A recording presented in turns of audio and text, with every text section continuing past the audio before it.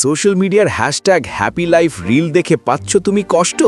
তাহলে অরজিতের এই রহস্যময় স্বপ্নটা শোনাচ্ছি শুধু তোমার জন্য।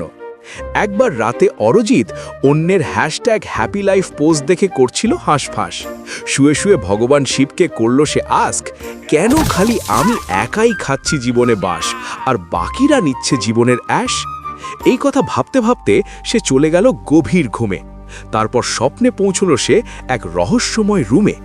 সেখানে সে ছিল না শুধু একা, তার সঙ্গে হলো তার বহু আপনজনের দেখা। হঠাৎ সে শুনতে পেল এক দৈবিক বাণী, যে বলে উঠল, আমি জানি তোমাদের সব জীবনের কাহিনী।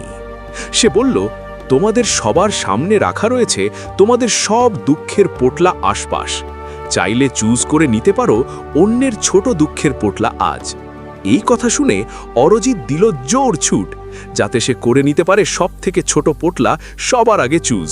কিন্তু পোটলা খুঁজতে গিয়ে তার সামনে খুলল এক বড় রাজ। সব পোটলার সাইজই ছিল এক। এই দেখে সে হয়ে গেল হতাশ। ঠিক তখনই দেখা দিলেন শিব সাক্ষাৎ। বললেন, এইবার বুঝলে চাঁদু, সবাই তোমার মতোই সমস্যায় খাচ্ছে হাবুডুবু। সোশ্যাল মিডিয়ার রিল দেখে হয়েও না খালি ভ্রান্ত। আজকের দিনে রিল লাইফ আর রিয়েল লাইফের মধ্যে আকাশ পাতালের পার্থক্য। স্বপ্ন থেকে জেগে এবার তুমিও করো সুপ্রিম কোর্টে আপিল। সোশ্যাল মিডিয়াতে সবাইকে করতে হবে তাদের আনফিল্টার্ড ফটো আর রিয়েল লাইফ রিভিল।